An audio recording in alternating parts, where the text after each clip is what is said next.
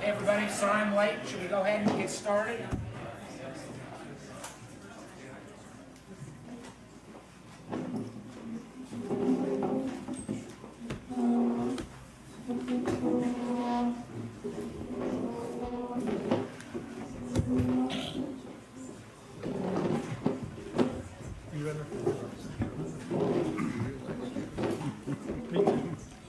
We have lots of microphones here. This is great. Well,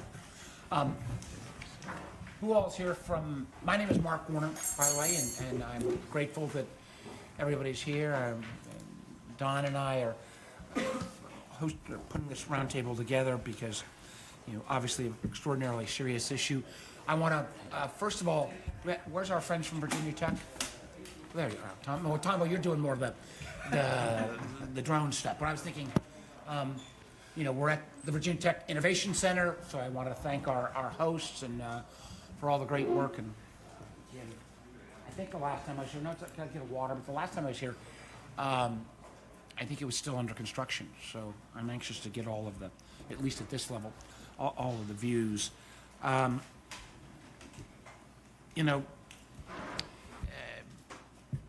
We're here for a reason that unfortunately I think some of us potentially saw coming, as those of us who've raised concerns for years about overcrowding at DCA.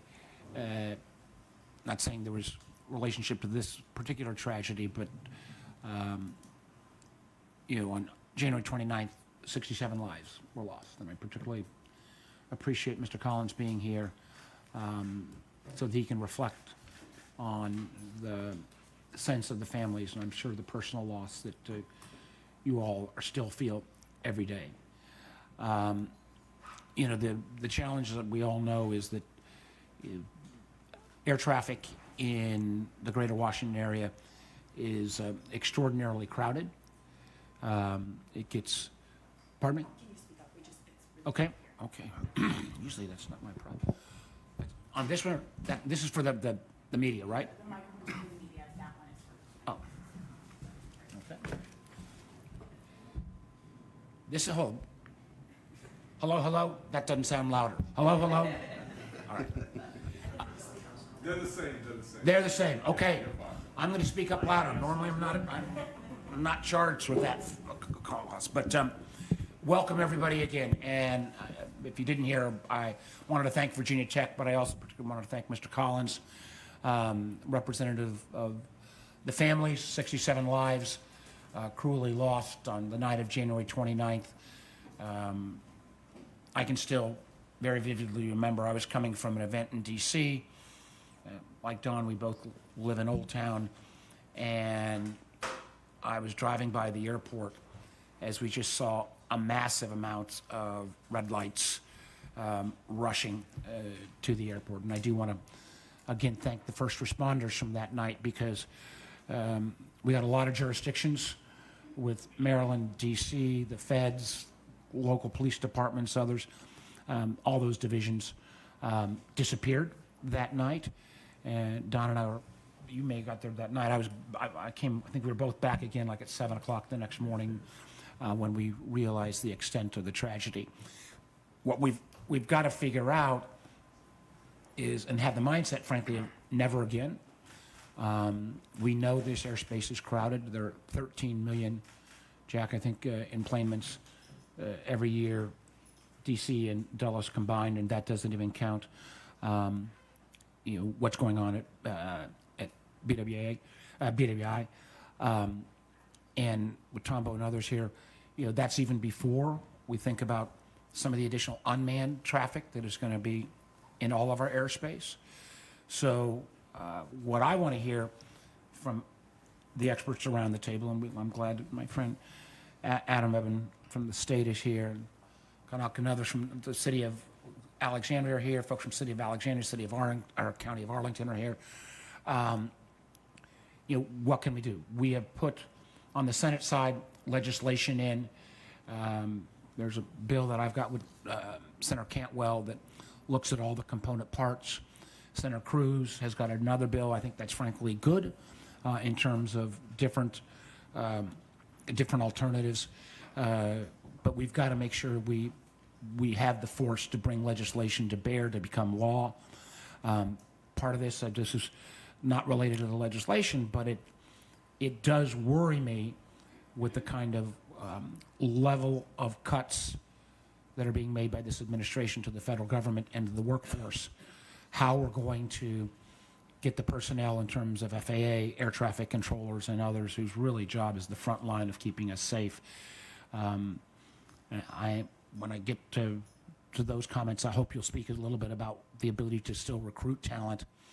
On a separate subject, we've spent years building some great new veterans healthcare facilities in Virginia, one in Spotsylvania, one in Chesapeake.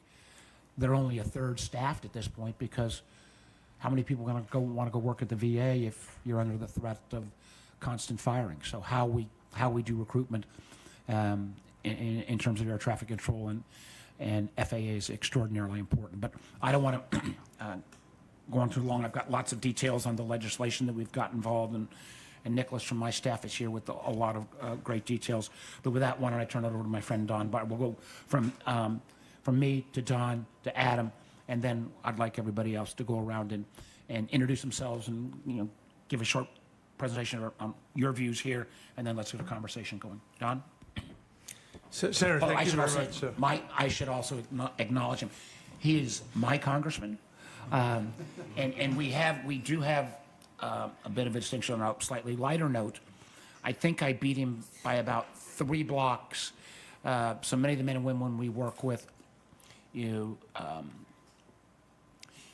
have got to fly in and out of this airport and Dulles every week to go home, and it's one of the reasons why there may be more congressional interference on these airports. Don and I have the distinctions, and I think we actually beat Eleanor Holmes Norton, the D.C. representative. We live closer to the Capitol than all other 535 members of Congress, House, and Senate combined. So. Exactly. If there's no traffic at the airport, I can get home in 13 minutes. Yeah. I'm so glad Secretary Hegseth let you come this morning. So, a threat to our national security. Yeah, good stuff. I'm thrilled to be here, and I'm very honored to share a stage with my dear friend. We've been friends before we were married, and now we have grandchildren. Yeah.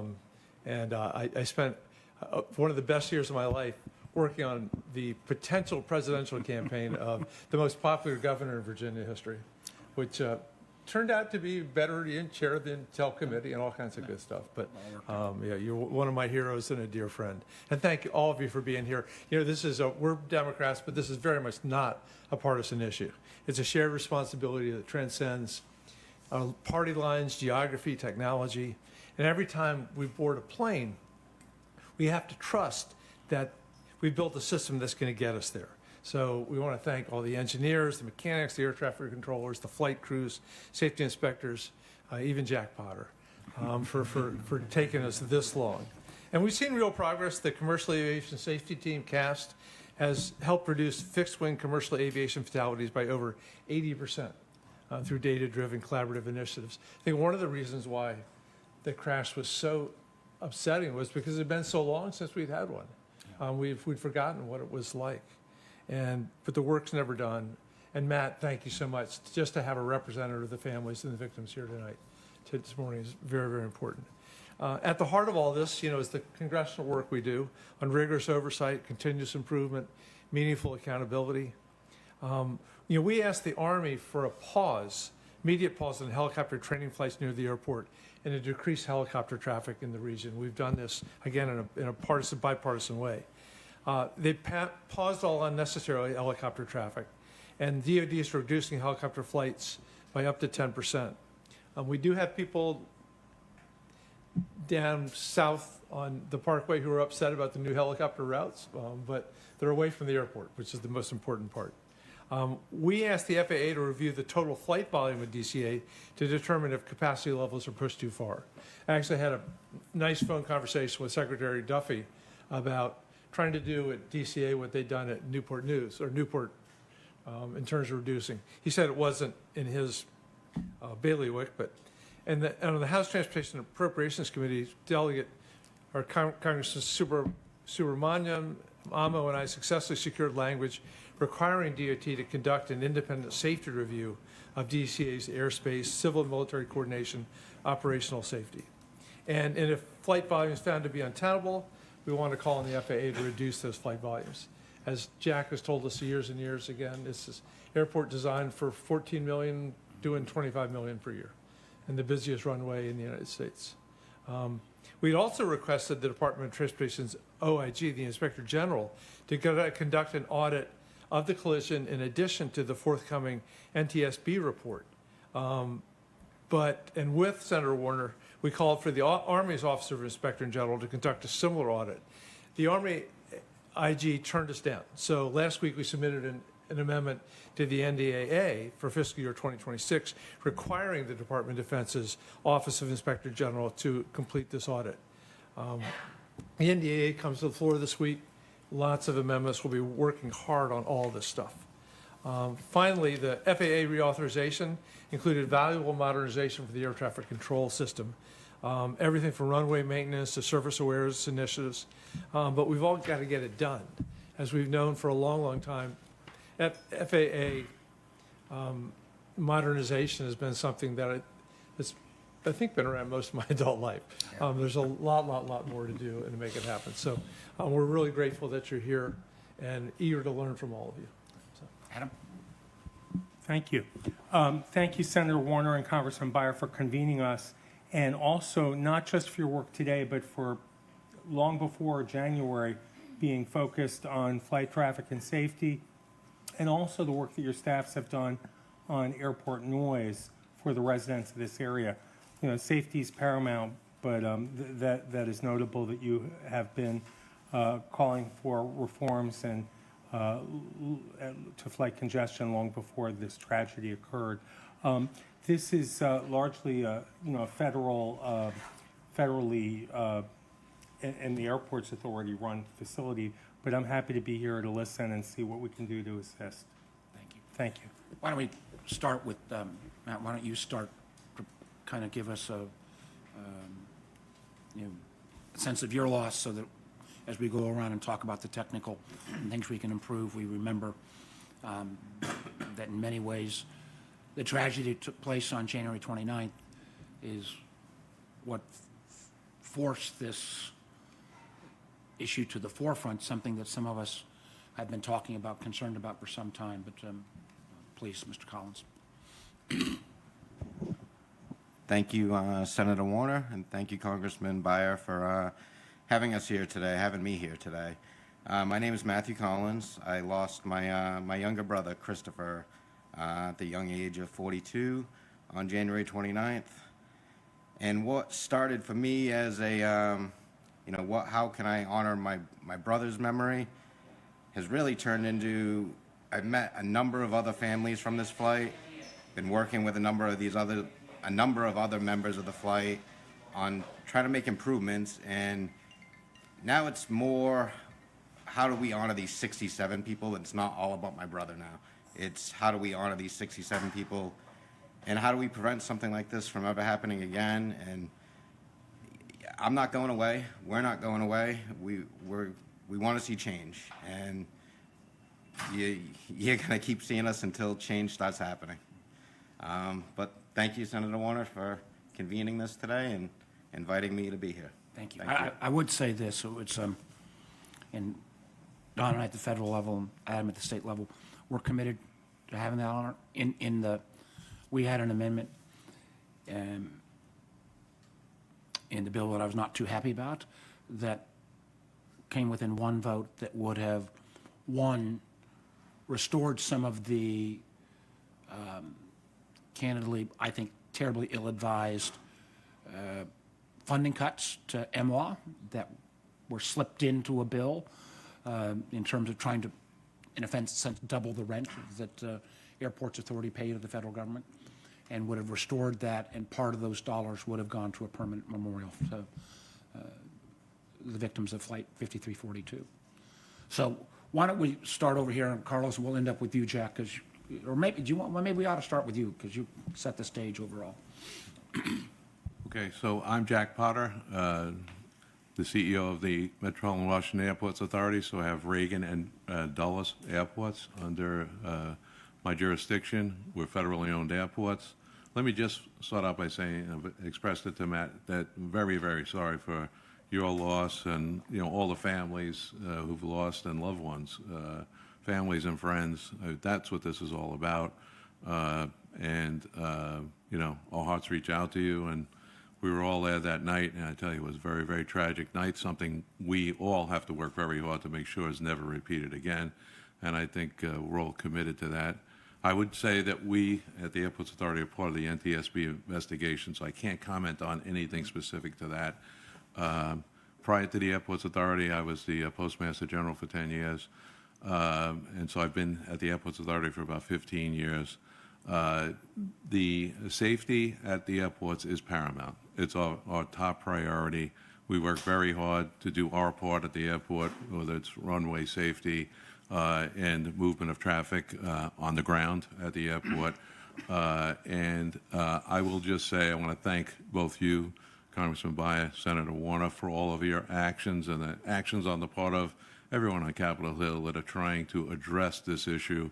I would comment that it was a real surprise to me that night, suddenly next to me was Secretary Duffy, who was on the spot, his second day on the job, had great conversation with him, and he has truly been a champion going forward, as well as you both have been, and you know, the delegates from this area, all of our representatives, to address the modernization of air traffic control. It's something, as you, Congressman Bayer, said, has been around for years, but I really feel that the momentum is there. Unfortunately, it was driven by this accident, but the momentum is there, and hats off to Secretary Duffy, because he truly is championing that, and it's something that's been long, long overdue, you know, I can't say enough about the need for that. It starts with that, and then, as you said, Senator Warner, you know, I look at what's happened here at Reagan National, a very, very congested airspace in general, just with commercial aviation, but on top of it with all of the, you know, aircraft movement that are associated with the federal government. And it's just a microcosm of what's coming, because when you think about some of the new technologies, the drones, the eVTOLs, the ability to move aircraft, smaller aircraft in a congested airspace, it's critically important that we we modernize our air traffic control. Very, very complicated. Who owns what, you know, is going to be a problem. Local jurisdictions own airspace up to 400 feet, except around the airports, right? And so how we manage that airspace going forward, and what we do today to fix today's problems and modernize it, but also in the process of modernizing, think about what the future is going to be, and making sure that what's designed today works today and gets us up to where we need to be, but anticipates where we're going. So really appreciate you having this, you know, little conference here, but more importantly, it's what happens going forward throughout the whole industry to make sure that we're modernizing aircraft, we're modernizing, you know, the technology, communication technology between aircraft, and we're modernizing this airspace. So we never have to sit here and talk about this again. So thank you for being here today. And I would hope as people go around, and if you've, because I want to make sure that we've got enough time that we actually have the conversations, so that if you could, you know, if you say, you know, here are a couple things that we think specifically would move us forward, that would be great. So. Okay, thank you. I'm also with the Metropolitan Washington Airports Authority. My name is Tom Beatty. I am Executive Vice President and Chief Operations Officer. And overall responsibility for Reagan National, Dulles International, our Office of Public Safety, which is police, fire, and our 911 system, our strategy and operation, and what I'll call other related functions. Proud to say that I've been with the Airport Authority for 28 years, and my experience has run the gamut from aviation safety from an operational standpoint, but also from a compliance standpoint, and that follows FAA Part 139.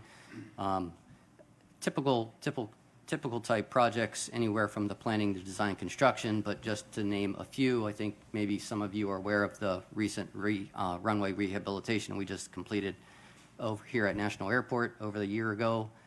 But that also includes everything from geometric improvements to environmental concerns to lights, signs, markings, everything that we're talking about today, just the overall of the safety of the airport. The other aspect I like to also say is that, you know, that's the physical aspect of what we do, but there's also the other aspect also under FAA Part 139, and that's the safety management system. I know that we are very embedded in that, and our team is. And the safety management system is a new program following those requirements, focused on promoting a safety culture and really focusing on prevention rather than reaction to incidents. So with that, thank you for the opportunity. Happy to be part of the conversation today. Hi, good morning, everybody. My name is Dan Hamilton. I'm the NACA Program Management Organization Rep. First off, for Mr. Collins, for your family and all the families involved, we express our deepest condolences for the tragic event that took place. For Senator Warner and Congressman Baer, thank you very much for your ongoing support, especially with FAA reauthorization. These are absolutely monumental times and unprecedented times for us as an aviation community. Just to kind of echo Mr. Beatty, one of the best things that we can do as a safety culture and safety community is to encourage that safety culture that Tom mentioned. With all the voluntary safety reporting that we have, both independently as air traffic controllers, obviously the safety management system that the FAA has, and all the users of the NAS. As this NAS grows and expands and continues to evolve that safety culture, I think it's important that us as a community comes together, has those robust conversations, and keeps an open dialogue moving forward. So again, thank you for everybody, and I appreciate everybody's time.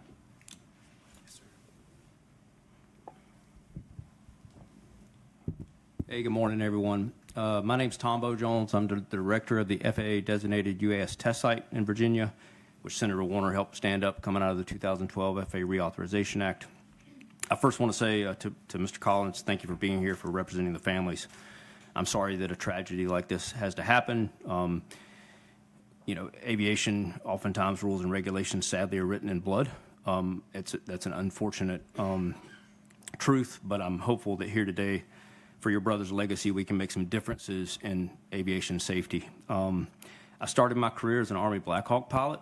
Flew for the Army for 12 years, and then I flew for the Coast Guard for 13. And today I actually am in a flying club, flying general aviation aircraft. So while I'm here professionally as a drone pilot, aviation safety, you know, is certainly paramount in both of those fields for me.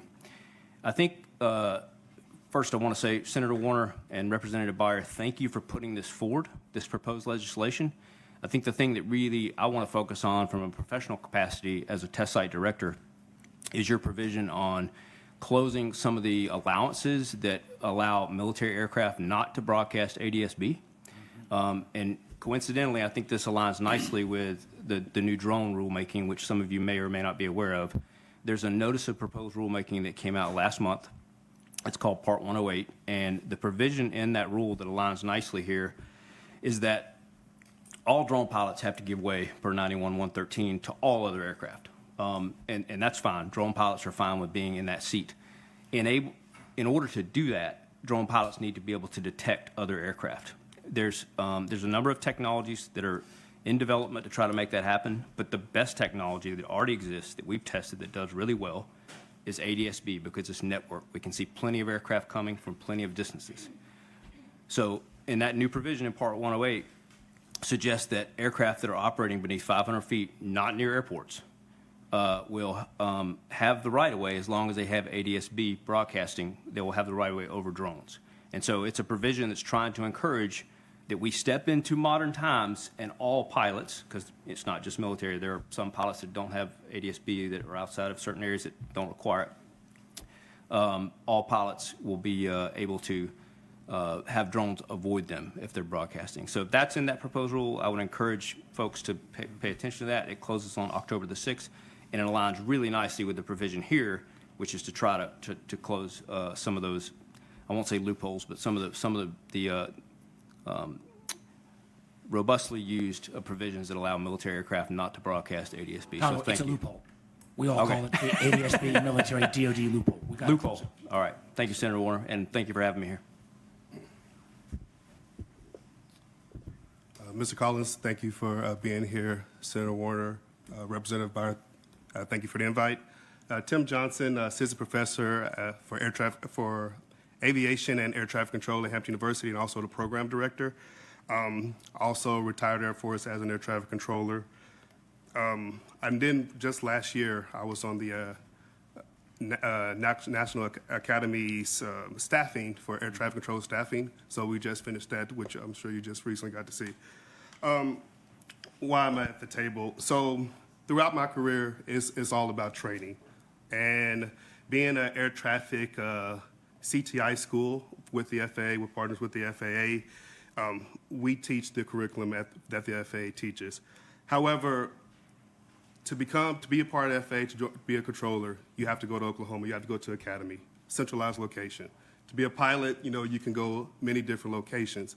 So that is one of the things that I want to discuss more about is for training and stuff like that, with, I guess, colleges becoming enhanced controllers where they don't have to go to Oklahoma to go out into the workforce.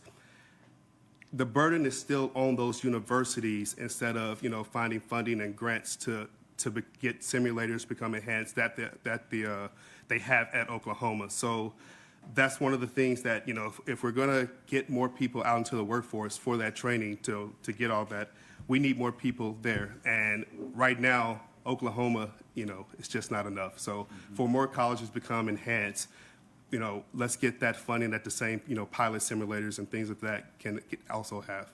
Thank you.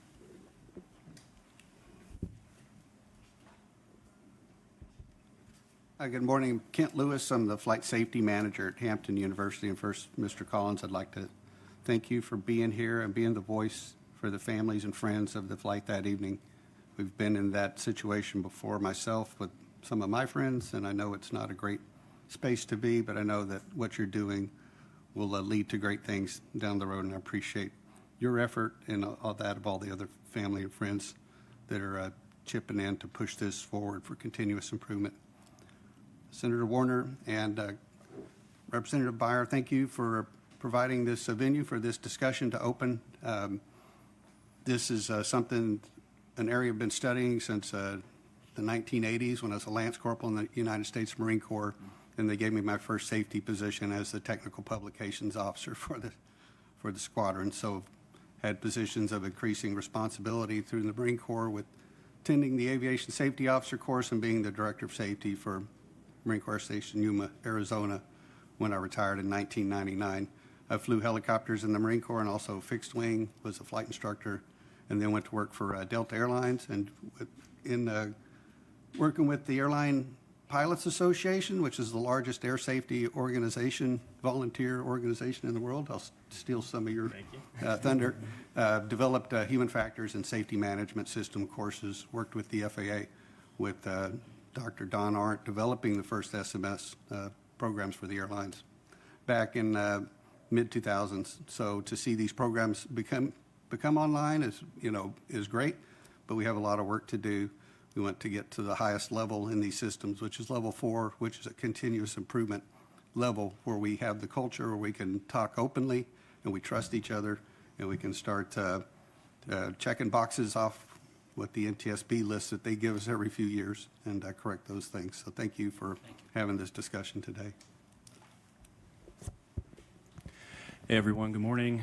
Sean Maxwell with the Airline Pilots Association in the Government Affairs Department. Happy to be here, and thank you, Senator and Congressman, for convening us. And I'll echo other comments. Mr. Collins, thank you for what you are doing. The two pilots on PSA Flight 5342 were ALPA members, and we are absolutely committed at ALPA to do whatever we can in our power to make sure something like this never, ever happens again. Whether it's your presence at an event like this or in the halls of Congress, DOT, NTSB, it's critical to make sure that people don't forget, that we don't let this fall off the congressional agenda. And so thank you. Thank you for what you do. I just want to touch real briefly on three things. The first is the Cantwell legislation, Senator, that you helped bring forward. It is an excellent bill. ALPA has endorsed it, would close that loophole that you were mentioning.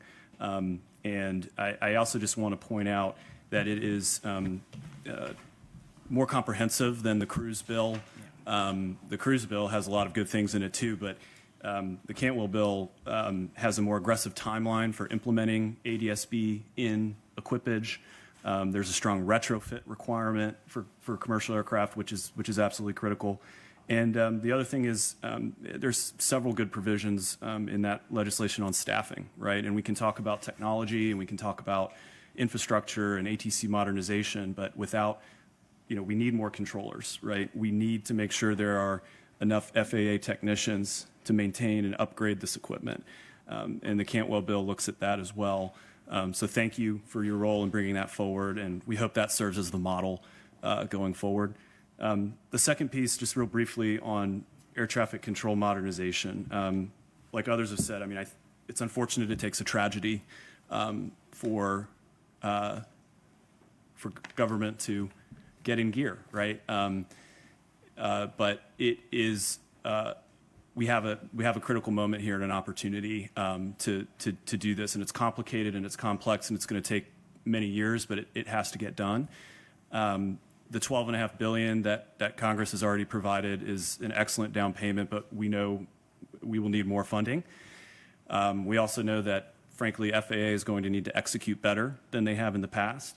I'll also give credit to Secretary Duffy. He has been extremely aggressive in pushing this.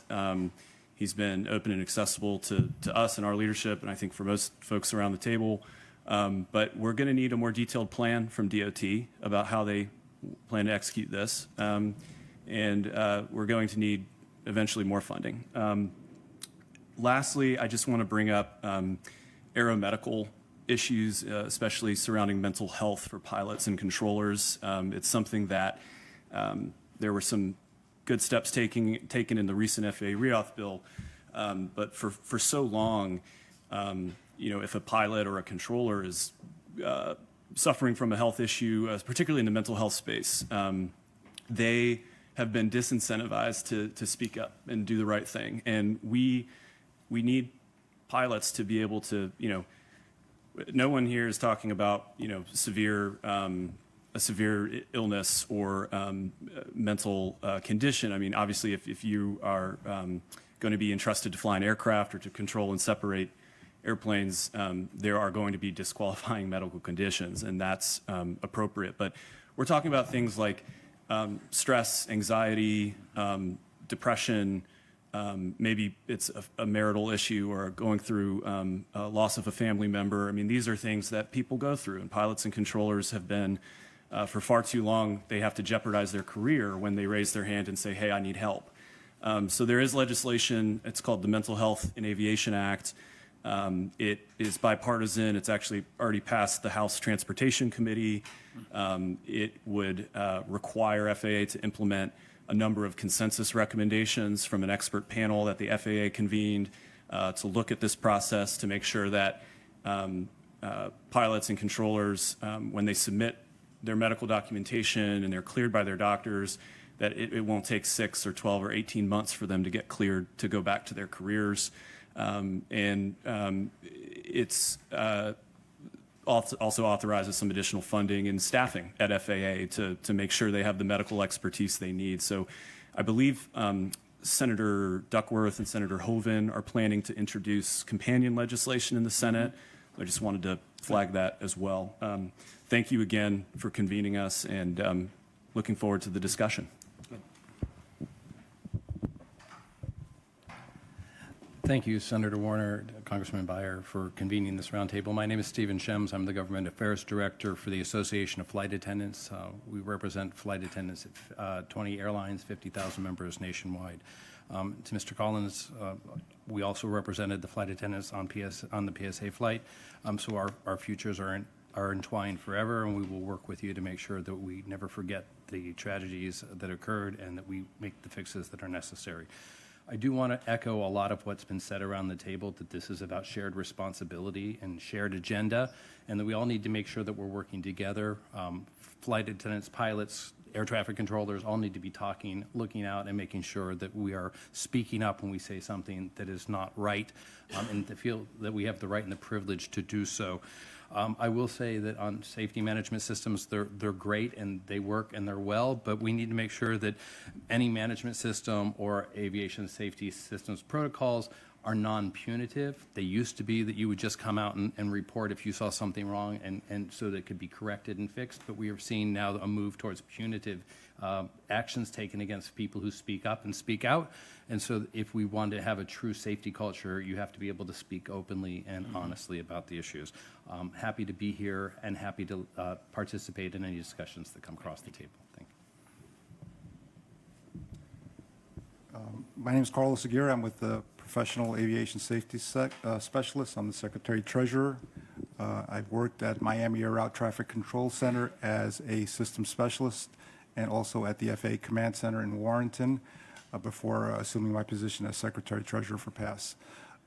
First off, I just want to give my sincere condolences to Mr. Collins and all the families of the tragedy in January, and to make sure that everyone here is a member on this table, member of the aviation ecosystem, and it's our duty to make sure that we get to the bottom of what happened and make sure that it doesn't occur again. Do everything that we can to make sure the safety systems are in place, that a tragedy like this doesn't happen again. PASS represents 11,000 FAA workers. Among these are air transportation safety specialists and aviation safety inspectors. The air transportation system specialists within the technical operations unit ensure functionality of communications, computers, navigational aids, and power systems vital to safe air traffic and the mission of pilots and controllers. They touch nearly every piece of technology in the air traffic control system. We cannot turn on the lights without them. Over the last few years, PASS has been working with FAA and Congress to get the FAA technical workforce staffing numbers healthy again after years of decline. We are happy to see that the FAA is now taking action to hire technicians and surging the hiring of technicians, and that they have in place an aviation workforce plan that will soon be published. At least that's what we hear. The brand new air traffic control system that's being proposed by the Secretary and the FAA Administrator is a bold and ambitious proposal to modernize the national airspace system. PASS has long stated that the obvious solution to concerns with reliability and operational continuity is expediting new systems in the NAS. We strongly believe that this workforce has the expertise and the capability to assist. We're committed to the mission excuse me, and able to accomplish the work if given the proper staffing and training. We're focusing, making sure that the FAA is focusing on a fully staffed and trained internal workforce. The FAA strengthens long-term resiliency of the NAS by doing so. And we welcome the introduction of the Senate Bill 1985. We support any proposal to add opportunities to improve and strengthen safety management systems. SMS is a core component of predictive and proactive modeling initiatives in aviation, and we're always in support of any bills that would enhance aviation safety. Thank you for having me here. Well, thank you, everyone. I want to make sure we get really into the heart of this. First of all, just a couple quick comments, Sean. What you say about mental health resonates with me. One of the things that I recall as governor was our National Guard units who were constantly deployed to Iraq and Afghanistan, and there was a huge reluctance to acknowledge mental health issues. And I think we've, in the military, some of that has been removed, but it resonates with me. I want to take a look at that legislation in terms of, air traffic controllers, pilots, flight attendants, others, really makes some sense. I want to, one of the things that I know is already in the public domain, but it just, I'll do this. How many of you use DCA as your kind of home airport? Let's do this, okay. How many of you have had, and press people can answer this too on this. This is not a gotcha question. But one of the things that kind of struck me, this was a great stat out of the first preliminary report.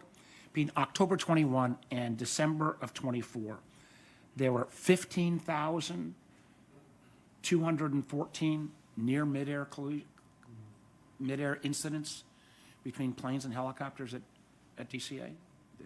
Jack, had you heard that number? Is that? Yes, but they were in close proximity. Yeah, but again, how many of you have had a landing at DCA where you're not really aware you're a passenger, but you've had the plane's coming in for a landing, you divert and you have to come back around? Again, there are such unique components to this airport that we have to grapple with. And and I am not the expert that I used to be on Commerce Committee, and I remember in 2009 I got here and at the Senate, and they said, Senator, we're going to get airport modernization, air traffic control modernization done. We're going to move from the radar to GPS by 2015 or 2018. And I do want to get more on that, but this issue for the non-technical people, and I will try to do it in the simplest way. The ADSB, Tom, what we were talking about, is to making sure that there is that signal that goes out from the plane that will let everybody else know. In the night of the tragedy, as you know, the military helicopter didn't have their ADSB on, so they have had an exemption. So the legislation that and I think our bill is better than the cruise bill, but it's kind of all, there's three buckets. Shared airspace. How do we deal with this? ADSB, in continued use. Really focusing on busy airports, which clearly we fall into. Independent review, risk assessments. So that's air traffic safety. The FAA staffing and air traffic controller pipeline. When I was first running for senator, the single best lobbying moment that ever took place was one of your former colleagues, Paul Rinaldi, who was head of the air traffic controller system, and he got me at some event, and I got 20 minutes with him, and he literally scared the hell out of me about if we don't put more people in the air traffic control system and how we were still building back, and literally the stress. And I've worked with air traffic controllers, have huge respect for you guys, but we need more. We need more on the FAA side, and one of my first questions is going to be, with the kind of attack, across the board on, governmental service, has that kind of atmospheric slowed recruitment, or do we have a healthy pipeline? I want to get to that. That'll be the first out of the box. And then, obviously, the unique aspects of sharing information between DoD and FAA and all of the civilian. But why don't we start with, is the pipeline pretty good in terms of people interested? And John, what else do you want to raise on the opening question? Just piling on to that is, since we've talked about how modernizing air traffic control has been around for a long time, what's different now that's going to actually make it happen? Yeah. Why I'm going to wait will for this that for not- the second bucket, but like that, because that's the really, that's the. Yeah, so as far as the current, let's say, hiring rate, I mean, I don't have that information directly, but the last that I heard, there is a healthy pipeline. From an air traffic controller standpoint, even though it's healthy, we'd always like to see more people apply for the position. It's an extremely rewarding position, and It's one of the key positions, like we all are, really, to the safety aspect of what we do as a community. And do you, Are there bonuses like ICE has right now to get people to sign up? I am not personally aware of any bonuses. I would have to look into that and get back to you. and do you have a view, what Mr. Johnson said, I see the value of everybody going through the same system in Oklahoma City on one level, but I also see that does make, do you guys have a view on a more dispersed network on the training process, or should you start at Oklahoma City and then be able to enhance your skills elsewhere? Do you guys? So there have been a number of colleges that have been accredited for it's like the CTI program, as you mentioned, and anything like that from a collegiate level to the from a collegiate level, they would assist basically the training that goes on in Oklahoma City. So with the increase in staffing that's needed for air traffic, we welcome absolutely everything and support it 100%. What about the FAA? So for the technical workforce, the FAA has come out with a Gateways internship program for technicians. It's a new program where students can they go to school for a semester and then they work for the FAA as assisting as an intern. Our technicians, they learn about safety management systems, they learn about routine maintenance, and we're encouraged by the people that are able to then stay on after they graduate, they get their degree, and they continue on. They'll be offered a position if they choose to accept it, and if the FAA thinks that they would be a good fit. So that Gateway internships program, I think, can be expanded and go out to more vocational schools, more technical colleges, and get the word out on it so that the pipeline can So be. you feel, both of you feel the pipe, because I mean, again, we both have spent a lot of time on other areas like the VA and others where they're having a real problem with the pipeline, but you've not seen any drop off. Yeah, Mr. Johnson. Yes, the pipeline, I would say, is great. However, just like pilots, we have a lot of controllers retiring. So trying to keep those numbers up with people coming in, I believe, is the biggest issue. One of the reasons is, to become a controller, you don't have to go to college, right? You can get hired off the street. However, if you go through the college and through that academia, those numbers, the washout rate isn't as great. So the people that come on in controllers, straight off the street, they don't make it through training. A lot of them, that washout rate is greater. So I will say, getting those numbers, are good, but we have a lot of people retiring just like the pilot industry. What about, and moving to Don's question, and this is probably old news, my memory was that one of the ability to kind of move from the radar-based system to the GPS system was the reluctance, candidly, of some of the general aviation aircraft to go ahead and make what would be a costly upgrade. Is that still the hump?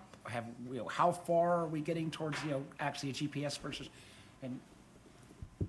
and others, but please, go ahead. Yeah. And also the point is, if we don't get there, and then we start, as we talk about the unmanned system, the drone system, boy, we're going to be in a heap of trouble, aren't we? Right. We're adding new aircraft into the system that are trying to comply with the regulatory requirements to see and avoid, but electronic conspicuity is not there. It's not required of all aircraft.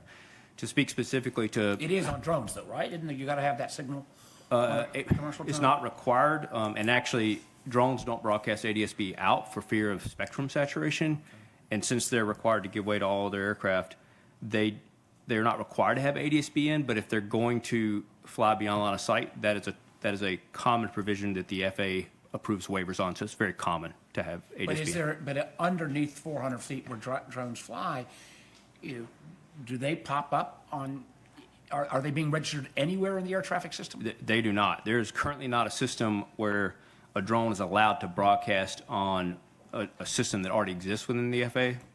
Their position, there's a few exceptions for some larger drones that do have ADS-B, but for the most part, they're actually not allowed to broadcast their position. So certainly in the future, we'd like to get to a place where there's enough spectrum, there's enough allowance, the technology's there that not only, let's say I'm flying a general aviation aircraft, not only can the drone see me when I'm broadcasting ADS-B and give way to me, but I also can see the drone, right, and know its location. So Jack, what would you say? We've talked about this for years What I would say on is air traffic modernization.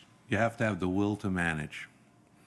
And we know what we're facing, and there are people who are going to have to make investments in order to comply. We're going to have to broaden the spectrum. We're going to have to put requirements on, anything that's moving in airspace, particularly in congested airspace.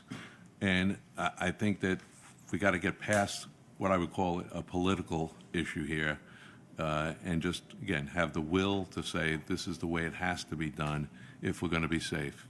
And right now, the safety issues around congested airspace, but as I said earlier, there'll be congested airspace throughout America. And, we're anticipating that, this will be a very, crowded airspace at all different levels, which it hasn't been historically. And we're all sitting here saying that we're anticipating that without building the right technology into, future aircraft, we're just going to So we're create a still not potential. at the GPS-based system. No, not where we would like to be, particularly with GA and smaller aircraft. Somebody, because you'll definitely get, and you got that statistic. Remember, there used to be the improvement we're working on World War II level radar, and if we could actually get to GPS-based, it would, somebody give me the factoid here about how much greater improvement, how many more planes you could fit, how much fuel we'd save. There was such overwhelming. Do you remember those? Yeah, I don't remember the Why exact. don't you give them the stats? Or somebody, where's a staff member to give Bayer the stats so we can, somebody got those? I Give me don't like have the exact Come on, guys, statistics, this is- but to your point, I mean, Peter DeFazio, former chairman of the House Transportation Committee, used to joke, next gen should be called never gen. And that's unfortunate, but it rings true, right? And some of the problems I think we've had is, including aircraft equipage, particularly some of the regional carriers with older, smaller aircraft. The FAA, when it does have a chance to implement new procedures or performance-based navigation or optimized, descents, that would, in theory, help with efficiency, but also safety. Some of the aircraft aren't properly equipped with the technology to fully take advantage of that, right? And so then you have some pilots who are forced to kind of do workarounds. They have to talk more to controllers, which increases workload. And so the aircraft equipage piece is certainly a part of it. And the other thing that's challenging, right, is, the ATC system, I mean, it's really a system of systems. And you can't just plug and play. You can't just take something out, make upgrades, put it back in. You have to run it continuously. And so the ability to do this is going to be contingent on, obviously, the political will and the management at FAA, but also, frankly, I go back to the funding. And I know, and I get why a lot of members of Congress are perhaps hesitant to give FAA a significant amount of funding. I don't think anyone's asking for a blank check. And that's why we need detailed plans from the FAA and DOT to get But this is there done. not even a requirement that for all new aircraft, whether general aviation or commercial, that they still don't have that requirement on a going forward basis? So the requirement thank you. doesn't Well, Bill. necessarily pertain to the aircraft. It more pertains to the airspace that the aircraft is flying in. So if you have aircraft, for instance, that are flying into DCA, DCA is considered rural airspace. So technically speaking, you have to be ADS-B equipped to enter that airspace. There are a few minor exceptions. An aircraft that doesn't have an alternator on board, such as a really old aircraft, can ask for permission to enter, and it doesn't have to have a transponder. But the notion of having your system, still relying on radar versus GPS, there is no requirement that new general aviation aircraft have that built in now if you're buying a new airplane. Not to just buy it. You can fly in Class G airspace as long as you're outside of Motzi Vale or not above Class C. Then you So do we're not have to have even, it. we haven't even started this with the requirement in terms of.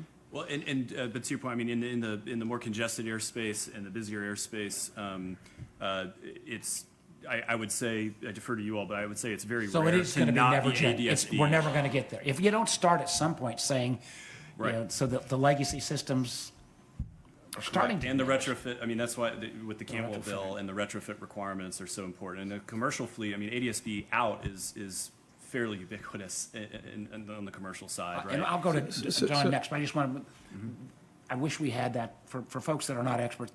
You know, the data that I recall from like 10, 12 years ago, it was an exponential increase. I mean, it was like you got more, you've got a more efficient ability to get in and out of airports. You won't have to wait as long. You save fuel. It was like, how can we not do this?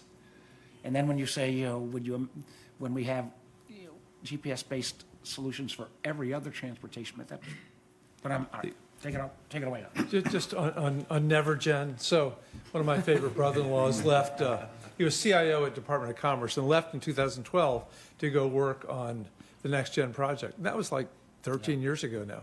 So I'm just wondering, but back to Jack's wonderful comment, this is about management. Is there a design? Does the design change every couple of years? Is that part of the problem? Has it not been funded? Who is it that's responsible for taking this design and making it operational, both in the airports and in the planes? I mean, it does come from the top, but however, one of the main reasons that a lot of things get squashed is, you know, those controllers that are you know, in the seats controlling, they have to get trained on that stuff, but there's no one to replace them. So it was more on just the numbers, staffing. You know, I think the overall when we did the study was at 60 to 68% or something. So you have those, you're just not able to train on the new stuff. That's one of the main reasons. But it's not a case. Is it accurate to say that it's not a case that the technology is changing that much? That you're still, the GPS system still is, you know, just starts with a fundamental different baseline than a radar-based system, right? Yes.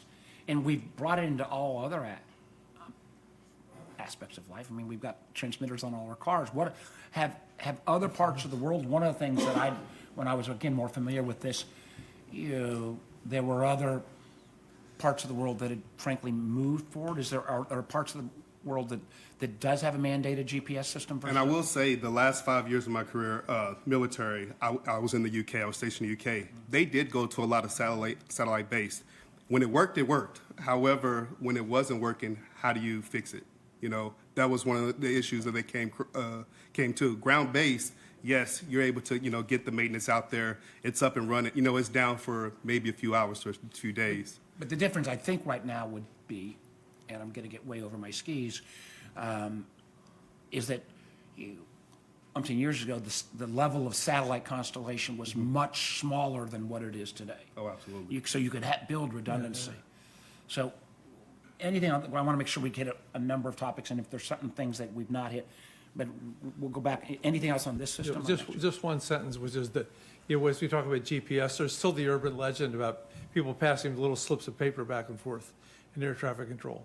That's the thing that really scares me. Yeah. Senator, I'd also like to mention that you talk about legacy systems, but that assumes that they're going to be going away sometime. They're really existing systems, the radars and the instrument landing systems, the approach lights. These are continuing to age every day, and it's harder to get spare parts for them. It's harder to do the maintenance for them. So it's something that we have to really look at investing in that existing infrastructure. We're getting a lot of benefits from the GPS satellite-based systems, but also the legacies, the existing systems aren't going away. And those if you had GPS, you'd still need lights on the. Correct. This is a little bit. I was in Hopewell earlier in the week, and it was Hopewell, Petersburg, and Richmond that had big water crises. Nobody wants to invest in your water systems until you got a water crisis. Then everybody wants to do it. But what you're talking about sounds like that's kind of. Is there, so, you know, we put one bucket in terms of, will Next Gen ever be Evergen? That's a bigger macro. Can we zero down on the region? We've talked about federal legislation. Are there other things we need to do? And this will tie in Adam, and we've got some of our local representatives from both the Arlington Board and the Alexandria City Council. Is there a piece of this that needs to be fixed that's not federal legislation, that is either state, local, or community-based? I'm not sure there is, but I don't know. I think one issue that it's still federal-based legislation, but I think it really involves airports and state and local partners, including law enforcement, is, back to the drones and counter UAS. There's legislation that just recently passed the House Transportation Committee, and to give state and local law enforcement the ability to not just detect, but also to potentially mitigate drones that enter restricted airspace. I know airports would be involved in this too. And that's something where it's kind of a narrow slice, but it's a really important slice. I mean, we know it's coming.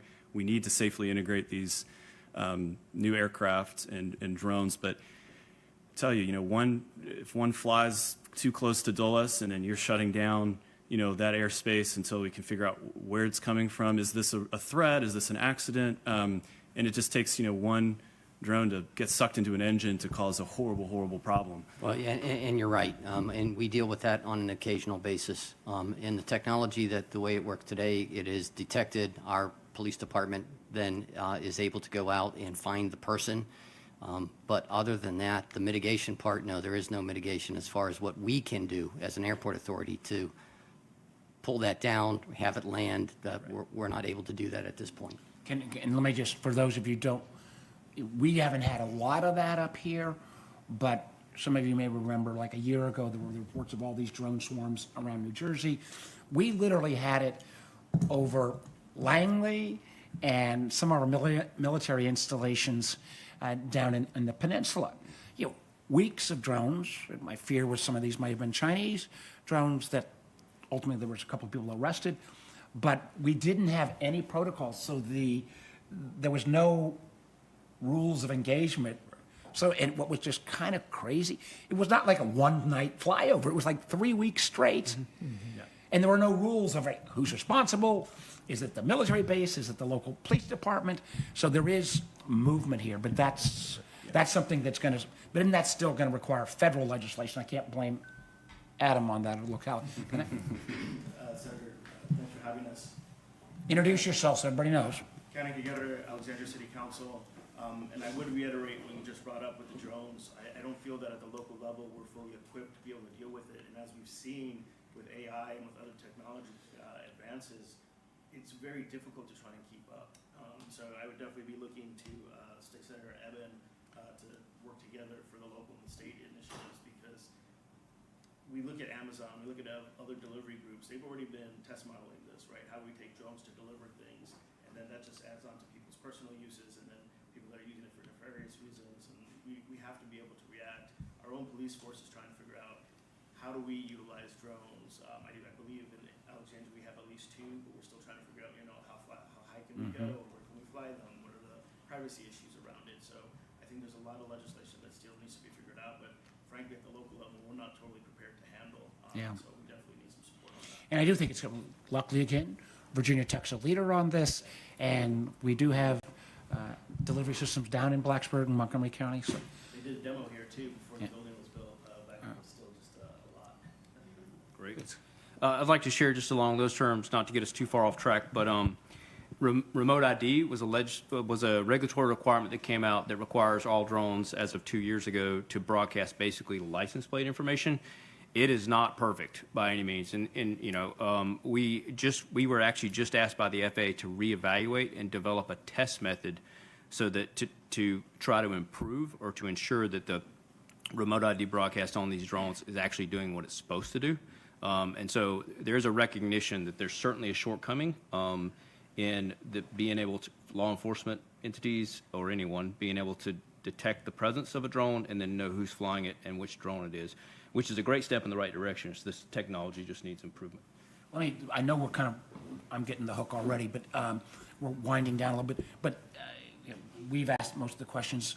You guys are more the experts. Is there some, and other folks in the audience, is there something you want us to hear that's not been raised yet? Please.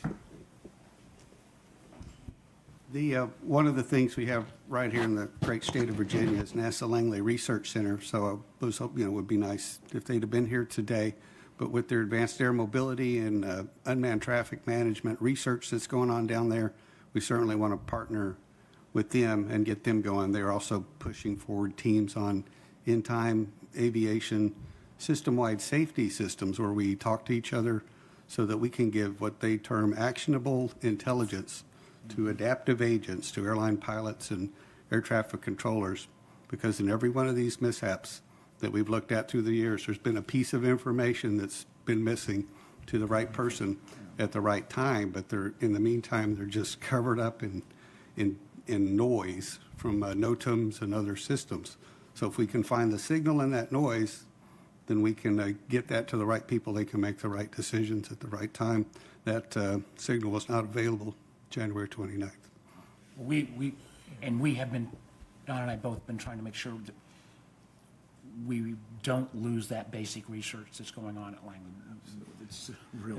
Basic research overall. Yes. Especially Langley.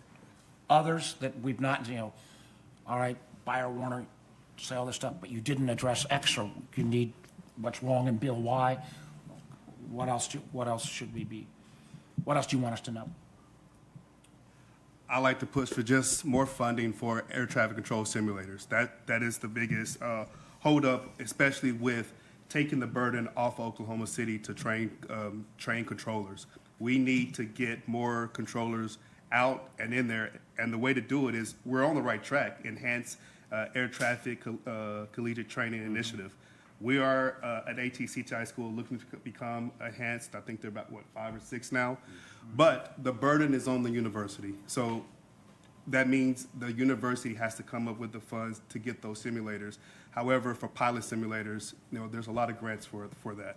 And one of the things is, help us get that funding to get the controllers out there. How expensive are they? Currently, I have 3 that we're looking at, from lower to just tower-based simulators, looking at $160,000 install and about $30,000 per year. To do both tower and radar to fully train the controller, you're looking at closer to about $250,000 install, and then maintenance $50,000 a year. Obviously, and this hopefully the right way. I've never had a meeting where there's not at least some request for additional funding. So, and part of this is still protecting, and that's again when we whack government funding at the levels of being hit right now. There is, and the awful thing, the tragedy did get us some additional funding in the last legislation. But that is an awful way to govern, that it takes tragedies to move dollars. But this is critically important. You guys want to, I think we're down to, anybody got closing comments? Then Don and I will close out. I would just like to share one more thing, Senator Warner and Representative Beyer. I think the proposed legislation is phenomenal in trying to close the loopholes with ADSB. There are other aviation, like EASA, for example, they have a more cooperative environment. They require transponders on all aircraft, and I think that would be a step in the right Could you direction. explain to Congressman Beyer, EASA? Sure. Sorry, the European. This is similar to the FAA, but in Europe. Sorry. And I think it would be a great step in the right direction to make all of our airspace safer, not just those areas that are, where large airports are around Class B. I think it would be, it would go a long way in making sure that we don't have an accident like this that could occur actually outside of a busy airport. Closing these loopholes inside these locations with military aircraft is perfect. It's the right direction. It's going to make our aircraft, our airspace safer, but we should take a step further and encourage everyone to step into the modern age and share their position with all of their aircraft. I think I'd just like to make a comment that what we heard today is what's really required is a comprehensive approach. There's not one thing that has to be done. Everything has to be done, because any one of the things that we described today could lead to an unfortunate accident. And so I just encourage you to continue to focus on this. Obviously, funding is needed, But again, more importantly, it's everyone in the industry has to rally around how we're going to make this airspace safer. And I think we all see, huge commercial opportunity, whether it's, we generally think of commercial airlines, but the opportunity locally to start taking advantage of drones and some of these other, eVTOLs and others, it's going to be, negatively impacted if we don't step into this issue right now. And to the point that you were making, put requirements on future equipment. Dealing with legacy is very complicated, but getting ahead of the curve is where we need to be. Right now, we've been playing catch-up for years, and we need to leapfrog where we are today to make sure that what we design is going to, as I said earlier, is going to accommodate the future. I just want to say thank you very much. This always a learning experience. And we live in just being here in Northern Virginia, it's such a complicated airspace. And the tragedy has just emphasized all that. So anything that we can do to support Sean Duffy, the FAA, whatever we can do in Congress, we're here to do that. So. Yeah, and I'll just add, again, Secretary Duffy has been responsive. I hope that approach could go across the funding request as well. I appreciate everybody here. Again, particularly Mr. Collins, thank you for being here. I do have wondered at times, in so many ways it all comes back to funding. We don't want to at least I don't want to completely slow down all the potential commercial aspects that have come out of unmanned aircraft, drones. I do worry a little bit that sometimes as we start new industries, we don't want to put any burdens on them, but then that sets a precedent that those systems don't kick in on the revenue stream. And we've got to figure out at some point, whether after X amount of drones or so much beyond line of sight, we can't just continue to say that management of all the airspace is simply the job of the government without the participants kicking in ways. And, I think I just remember all of the, and come back to you, Tom, a little bit because of your experience as a as a general aviation pilot. The general aviation pilot lobby is very, very strong because it comes from a lot of the rural communities, and trying to get that, any of these requirements going forward, because candidly, Jack, as you said, if we put all the next gen equipment in, even be starting in 2012 going forward, it would be a lot easier to kind of make that transition. So we're going to keep working on the federal legislation. I do think, the intersection between drones and commercial and GA space, you got a commitment from us that some level of permanent memorial to the victims needs to be part of this going forward, so we never forget.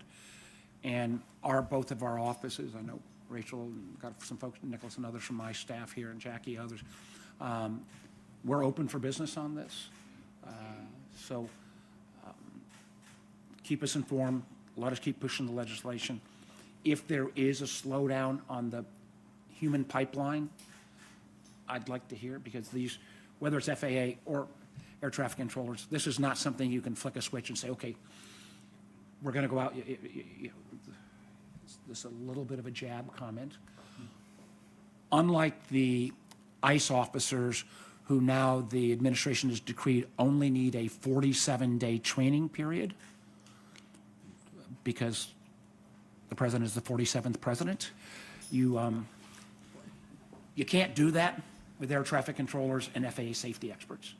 If you shorten the training period, you're not going to get the safety level we need. So this is something we have to work on at some length. So appreciate everybody. Again, thank you to Virginia Tech and for our audience for being here, and our friends from the press. And we stand adjourned until next session. Thank you. Thank you.